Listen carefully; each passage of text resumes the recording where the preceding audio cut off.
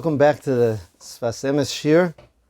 The Shir did take place last night in Kilat Chaverim with a good group of friends. Obviously, Min HaShamayim, it was decided that I should review the Shir again and present it again because there's a little button on the microphone that was not in the right position. So, with the wisdom I gained from Dibuk Chaverim last night, let's reapproach the Sfas Emes on Parshas Bamidbar. In Parshas Bamidbar, we find the concept of the degolim, the flags. Superficially, it seems to be something technical. The Shvatim were grouped in different ways, and they had flags. The flags weren't as simple as they seemed. Mefarshim explained that the color of each Shevet's flag corresponded to the color of the stone that Shevet's name was on in the Big Day Kohen Gadol. Rabbeinu Bechai and others describe why the color of each stone suited the nature of each shevet. Now, the Medrash brings a variety of psukim that connect to the concept of flags in order to help us understand the purpose of the flags here and why they appeared especially at Har Sinai.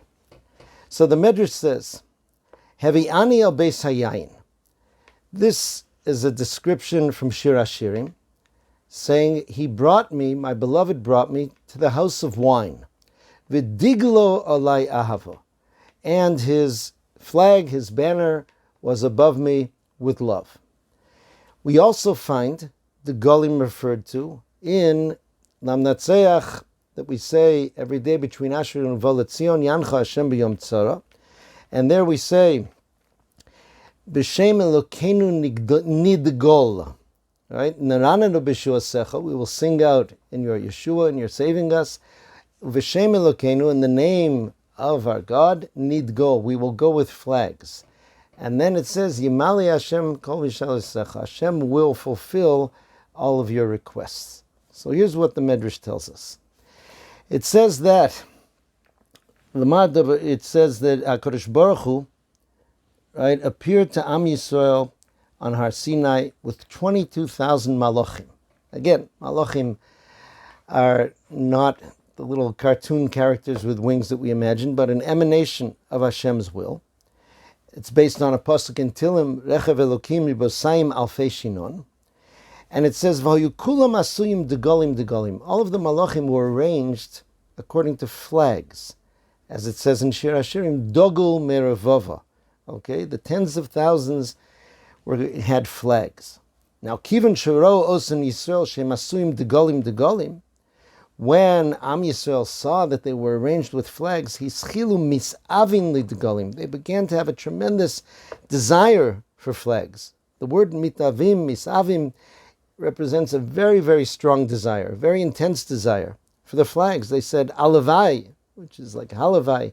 We wish, kach anu nasim degolim kamosam. We wish we could have flags like they do. And that's why it says, Heviyani al beis hayayin, zeh Sinai. Yayin is compared to Torah, right? It says in Mishlei Yishtu b'yein masachti, that refers to the Torah. We came to Har Sinai, v'diglo olai ahava. They said, we wish he would express his love to us by giving us these flags. And so it is. HaKadosh Baruch Hu said to them, Mani savesim lasos degolim. What do you desire so much? You want to be arranged with flags? Chayechem shani memale mishalosechem. By your life I will fulfill your wish. Yimali Hashem kol mishalosecha. And therefore he told Moshe Rabbeinu to arrange them according to flags. So what is the flag? Why is it so necessary? Why is it so desired by Am Yisrael? Let's step back to that first pasuk that the Medrash brings, Heviyani al beis hayayin v'diglo alai ahava. So the Sfas Emes explains that the word yayin has the numerical value 70. We have a variety of 70s in Torah sources. Here, we're talking, it can refer to the 70 nations of the world. Chazal describes 70 primal nations from which all nations spread out. Beis Hayayin is this world, which is the house of the 70 nations. Why is it called the house of these nations instead of our house? And who is being brought? Hevi'ani el Beis Hayayin. Who's being brought to this house of the 70 nations? Explains the Sfas Emes. Ki nishmoson shel bnei Yisrael nishtalchu ba'olam hazeh bein ha'umos.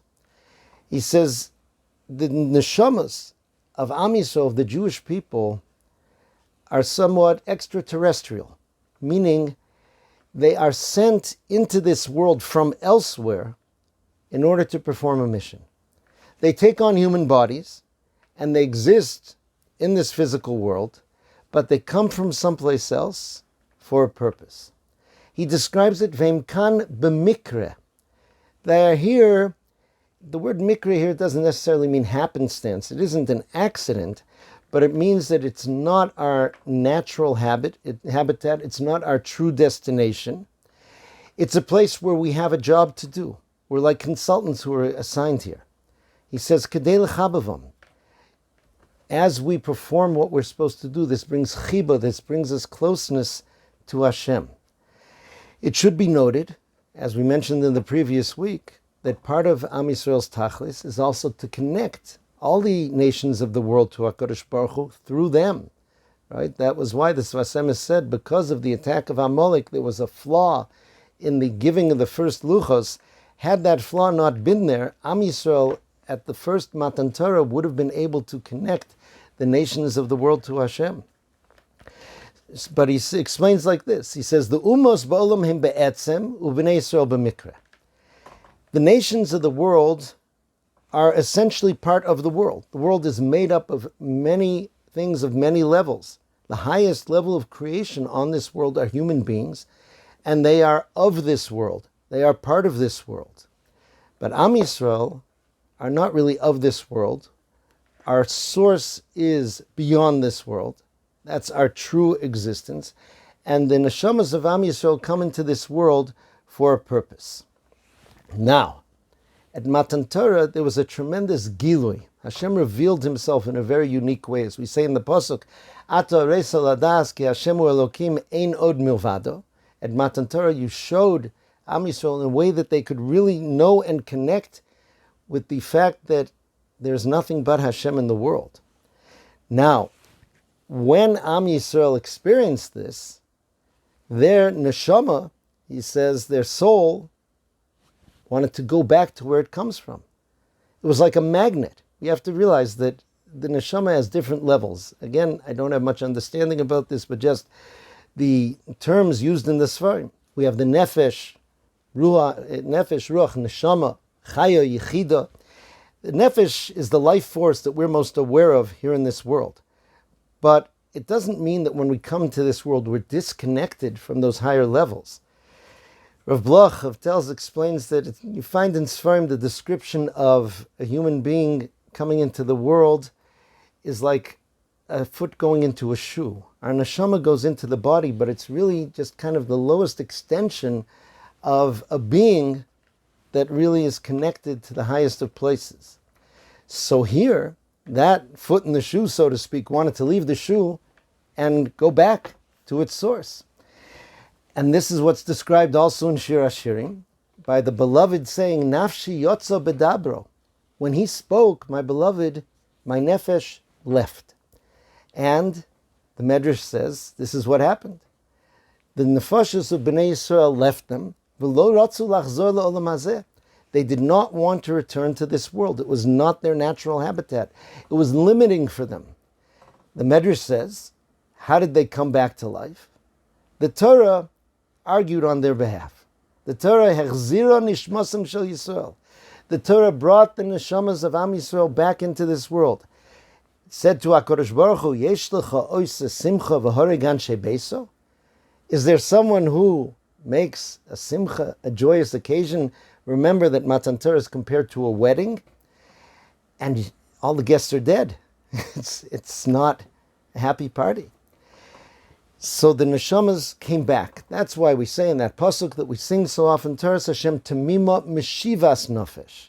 The Torah of Hashem is complete and it brings the soul back. What does that mean that it brings the soul back? He says, Ki al yedei haTorah yesh la nefesh ha'aras haneshama gam ba'olam hazeh. The nefesh doesn't have to feel in this world that it's cut off from its source.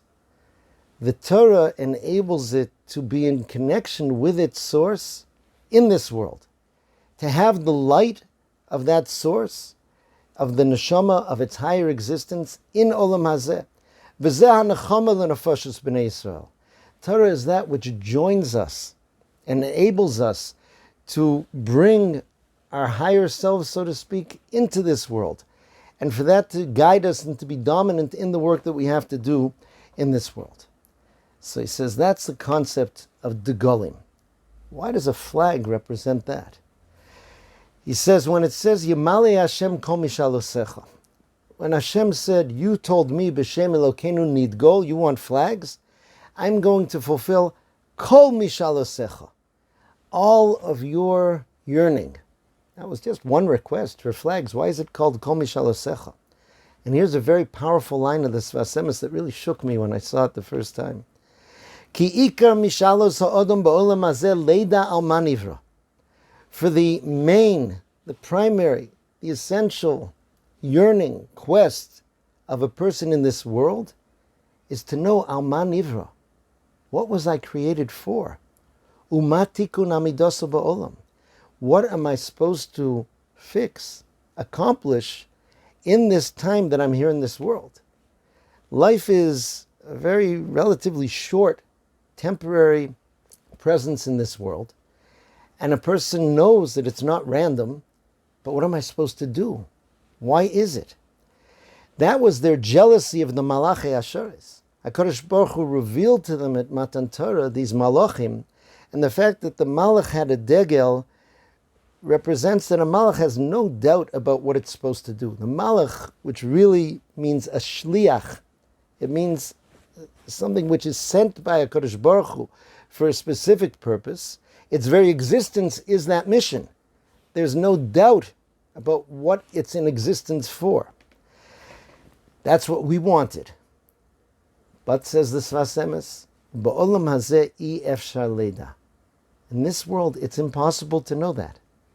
You don't get a little job description laying out for you exactly what you're supposed to fix in the world. Rak kaholech b'choshech. We're walking in the darkness. We're blundering around. That sounds like a very sad and discouraging existence. Rak al yedei or Torah nitan lehem ad golim. That is what the light of Torah does for us. The Torah gives you the flag which he says, Shu simonim v'tziyurim ladas ulohavin kol echad shorish nishmaso. The Torah enables a person to have something which guides him in life. Markers, messages that guide you to what you are supposed to be doing according to the root of your soul. How does that work? On one hand, the Torah applies to everyone. It's the same Torah that applies to everyone. On the other hand, because each of us are individuals, and we have very individual lives, each of us is unique, each of us comes into a unique geographical place in the world, a unique time in history, surrounded by other people. And through all of that, HaKadosh Baruch Hu guides us through a whole variety of situations that are unique to us. And if throughout we turn to the Torah to look for that light which will guide us to what we're supposed to do in that situation, we will be metaken, we will fix, we will do that which we came into the world to do. We ask Hashem, light up our eyes with your Torah. That's what it means, to be able to see what to do in all of these situations. Now, I always have this voice in my head which asks somewhat troublesome questions. Okay, but what if a person didn't do the right thing? Does that mean that he didn't fulfill his purpose in the world? Does that mean that the first time that I stepped off the path that the Torah is lighting up for me, that I've lost my purpose, lost my mission? Absolutely not. As long as a person is alive, that means HaKadosh Baruch Hu has things for you to do in this world. It's a dynamic process. It's true. After Chet, you're in a different type of existence. The two names of Hashem, which we find in the Yud Gimel Midos, Chazal explain are Hashem Kodem Sheyechta, Hashem Achar Sheyechta.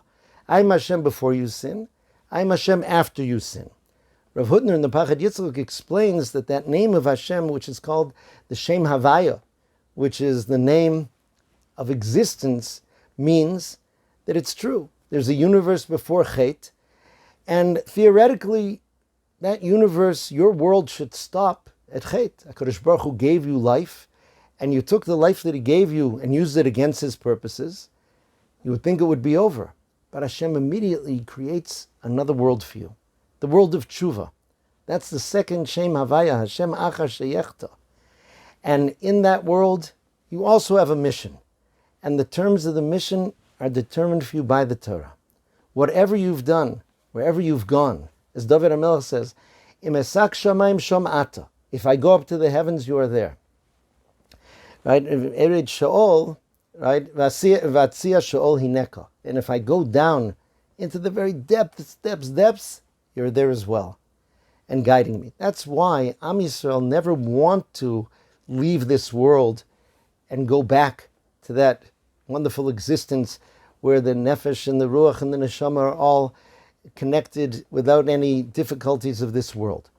Because as the Vilna Gaon said before he died, people saw him crying and they said, "Why are you crying?" He says, "I'm going from a world where I can take 1 penny and put it in a tzedakah box and transform myself and transform the world and transform history, bringing the world closer to its purpose. In that next world, I don't have that." Okay, so this is what the Torah gives us. It gives us that significance in every moment that we live on the life, in our lives, that we're able to do. Now, let's take it a step further. The Sfas Emes says this enabled Am Yisrael not only to understand what they were supposed to do and what they were going to do, it helped them understand retroactively things that they went through. The pasuk says again in Tehillim there, "Neranenu b'shuasecha uv'shem Elokeinu nidgol." The salvation, the Yeshua that we're singing about when we say we will go with the flags that the Torah has given us, is not a future Yeshua, but he says what happened in Mitzrayim. He says, "Zeh hayatachlis yitzias Mitzrayim lios l'chol Elokim." Right, as we say in the third paragraph of Kriya Shema, "Ani Hashem Elokechem asher tzesi eschem me'eretz Mitzrayim, lios lachem le'Elokim." I have taken you out of Mitzrayim in order to be your God, meaning that you would be able to receive the Torah, and through the Torah Hashem will be guiding us every moment of our lives. And they were able to look back and see that even the suffering in Mitzrayim was part of that. Even the suffering of Mitzrayim was necessary to prepare us for that. And we're able to look back and see it. Again, the Sfas Emes, we spoke about it earlier in Sefer Shmos, where he poses the difficult question. We thank Hashem for taking us out of Mitzrayim, but a person may remember that it was Hashem who put us into Mitzrayim. He told Avram Avinu he was going to do it. They're going to go in slavery for hundreds of years. And he did it. And we were. So, unless a person can understand that even that difficult stage of the slavery was purposeful and was important for who we are, it's really difficult to thank Hashem for taking us out of Mitzrayim.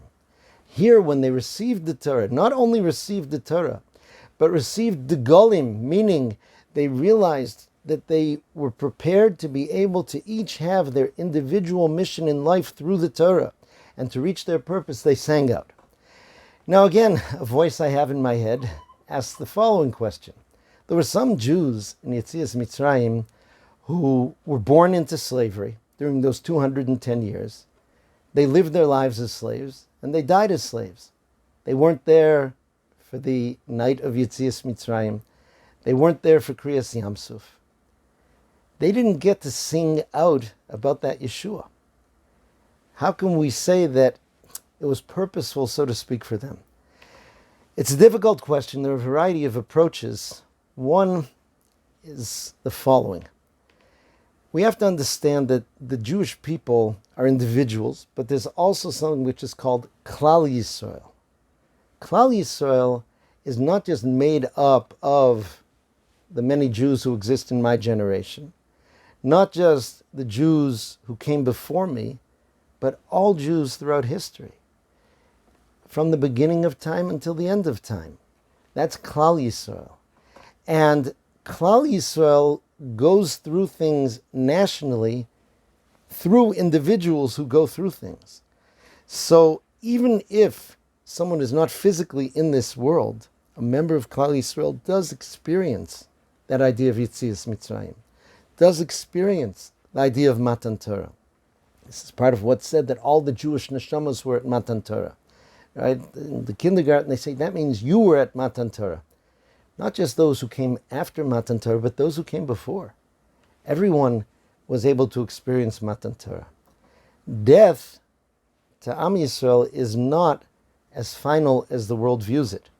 Again, back when Haman chose the 7th of Adar, it chose the month of Adar, and was very happy that that came out in his lottery, because he said it's the month in which the Am Yisrael lost Moshe Rabbeinu, who died on the 7th of Adar. The Gemara says that Haman didn't know the secret, that Zayin Ba'adar Meis, on the 7th of Adar he died, and Zayin Ba'adar Nolad, and on the 7th of Adar he was born.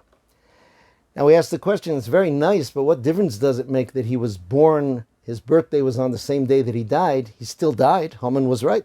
That is the month in which we lost him. So many Mefarshim explain that when it says that he was born on the 7th of Adar, it may be that his birthday was on the 7th of Adar, but that's not what's really being referred to.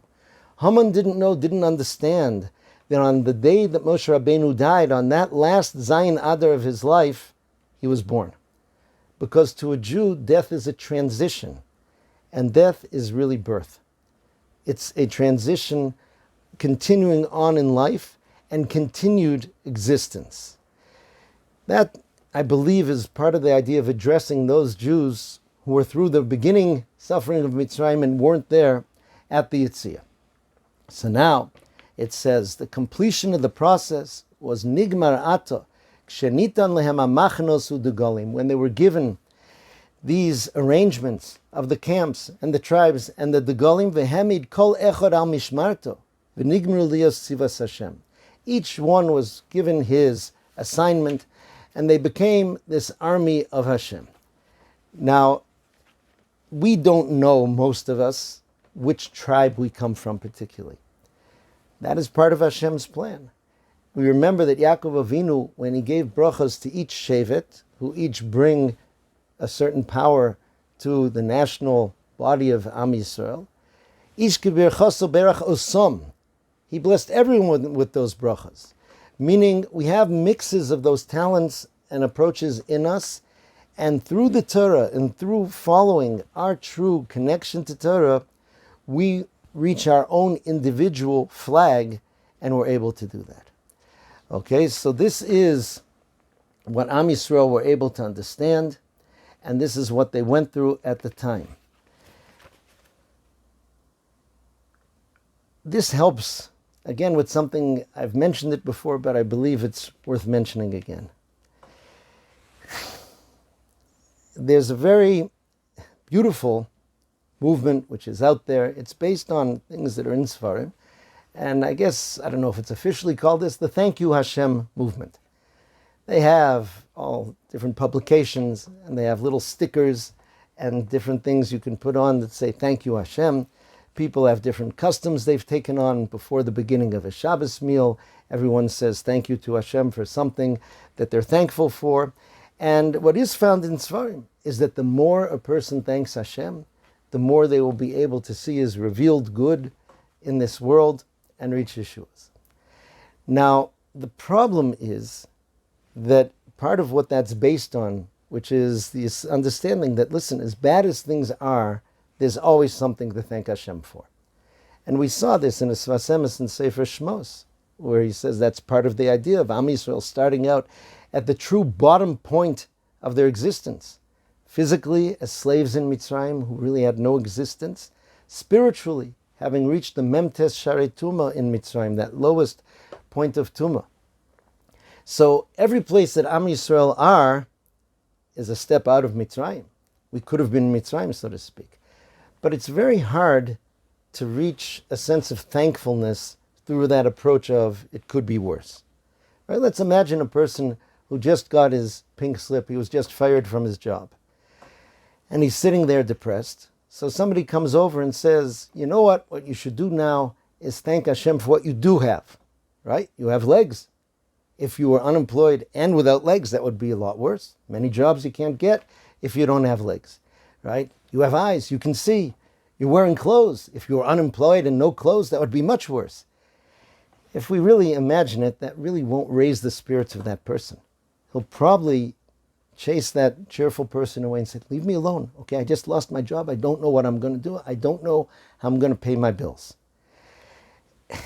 That's what's predominant in his mind. Obviously, he realizes that all those things he has is a gift. But to actually reach a sense of thankfulness and joy when there's something so vital that he doesn't have is very difficult. So I believe that this piece helps us understand it more.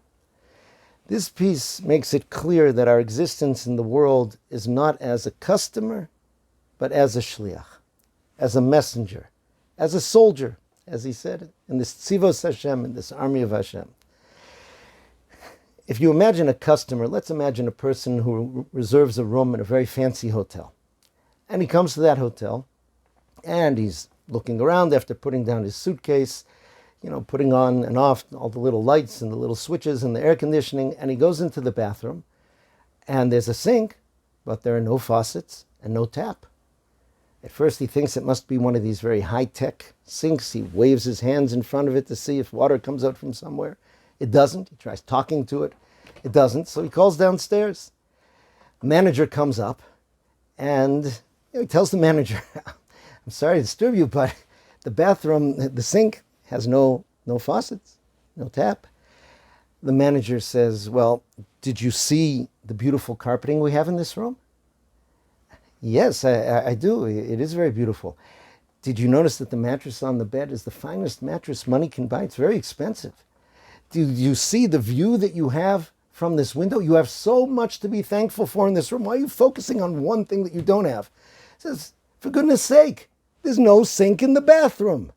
Right? Very nice. Carpet, very nice. No sink in the bathroom. Okay? None of those things are going to get the person to settle back and say, you're right. I should be looking at the cup which is more than half full. All the wonderful things in this room. Because this person is a customer. And he deserves to get that which a person pays for, normally. We oftentimes feel that we're in this world as customers. And each thing that we have, those things we mention in Birkas HaShachar, we say, of course I should be able to see. Of course I should be able to walk. I shouldn't be able to walk, right? And that's why it's very hard for us to focus on the things that we have instead of the painful things that we don't have. However, if we really understand and embrace this concept that we're shlichim in this world, that we come into this world for a particular mission, and that mission is defined not only by what we have to fulfill our mission, by the things also that we don't have, by our limitations. Each thing that I have in life is a tool that Hashem gave me that will enable me to fulfill my mission. And therefore I should rejoice in each tool that I have. Those things that I don't have, number one, clearly aren't necessary for my mission. Right? Because if I were designing the tools I should have, I would tell Hashem, first give me $1 billion so I can do all sorts of wonderful Torah and Chesed projects. And make me so strong and healthy that I barely have to sleep. And make me so smart that I understand everything that I learn and I understand people and I understand everything. That would make sense. That would make me a really capable soldier in Hashem's cause. And he could do that, but he didn't. And that means not only that I don't need those things to fulfill my mission, but even the fact that I don't have those things helps create and form the mission that I'm supposed to do. The mission that I'm supposed to do is based on my situation, and that includes my limitations, my difficulties, and the things that I don't have. If we're able to see that and embrace that, and that is exactly what happened at Matan Torah. Maharal explains that the Shalosh Regalim, Pesach, Shavuos, and Sukkot correspond to 3 points of contact, of interaction, between a shliach, a messenger, and the mishaleach, the one who sends him. Pesach corresponds to the choosing of the messenger. The Meshaleach chooses someone and says, I'm going to empower you to do something. Shvuos is when the messenger receives the information as to what his mission is, the Torah. You will go out into the world and you will be in various situations and you will look to the Torah and you will apply and live by the Torah in those situations. And with that you will fulfill your mission. Sukkot, which in many ways is the most futuristic of our holidays, represents that final stage where the shliach, the messenger, comes back and tells the Meshaleach, Asisi shlichuscha, I fulfilled the mission that you gave me. So Matan Torah, when we become shlichim, also lights up our eyes and enables us to see that just as the shibud of Mitzrayim, the slavery in Mitzrayim, was as much a part of our mission as Yetzias Mitzrayim, as coming out of Mitzrayim, and so it will be throughout history, that Am Yisrael are constantly on that mission, in Golus as well. Right? The Sfas Emes says that a lot of times the nations of the world try to shame us in Golus, meaning that you were chosen as messengers by Hashem, but you've been rejected, and you were sent out to wander the world. But he says, with this, Am Yisrael need have no shame, lo nevosh v'lo nikole, because it says Yisrael nosha b'Hashem chuas olamim. HaKadosh Baruch Hu not only saved Am Yisrael, HaKadosh Baruch Hu is constantly saving Am Yisrael. Lo sevoshu v'lo sikomu, it says in Yeshayahu, you will not be embarrassed, you won't be ashamed, because kivan sh'Hashem yisbarach HaMoshiach lanu, because HaKadosh Baruch Hu is saving me right now. So we don't have to be ashamed by any Golus and any Tzara. That means not only our national Golus and Tzara, but also personal Golus and Tzara. Limitations that we have, difficulties that we have, darkness in our lives, senses of separation in our lives, all these are a preparation for Yeshua. And he says this is the question that's asked to a person at reception in the next world. Hatzipisa Yeshua. Did you look out for Yeshua, for Hashem's salvation? Now, usually that's explained as a person is supposed to be looking toward that future salvation. Yes, Mashiach's going to come. Hashem's going to, I'm looking for it. I know it's out there somewhere. He says, no. He says, Tzipisa Yeshua, did you look for it now in your life? Did you see and understand that your life as it is now is a process of Yeshua? As we say in the Bracha and Shmoneh Esrei, Matzmiach Keren Yeshua. Yeshua is an organic process that's always going on. When you look at a tree and you see, oh, the tree grew. It's not that the tree grew in this last moment that you saw it. The tree has constantly been growing throughout the time. So he says they have to understand, Ki la'olam Hashem yisbarach HaKadosh Baruch Hu Moshiach Yisrael. V'chol taluch huseinu. In every step in our lives, afilu be'es tzara, even in those times of difficulty, is lios mimenu yivasheya, is to reach a Yeshua. And he says, therefore, we must overcome Golus by somewhat embracing it. He said the true darkness of Golus is the pizur upirud mishara she'adam u'makoma, is the scattering and separation of a person from his place. We've mentioned often the Maral says mokom comes from the word kiyum, the place that enables you to have the terms of existence, that enables you to exist fully. But if you would realize and say that this is part of it, this is not something, an aberration that happened, that I've been cut off, I'm not able to live as I am supposed to be. I'm not with Hashem, He has left me. No, Imo Nochi Betzara.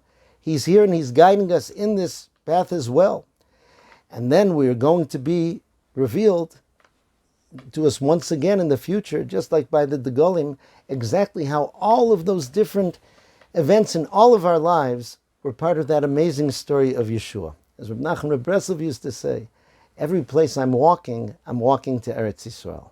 That's true in a national sense, and it's true in a personal sense as well. May we all be zoche to follow our flags, wishing everyone a wonderful Shabbos and the wonderful Chag Matan Torah. Kol Tuv.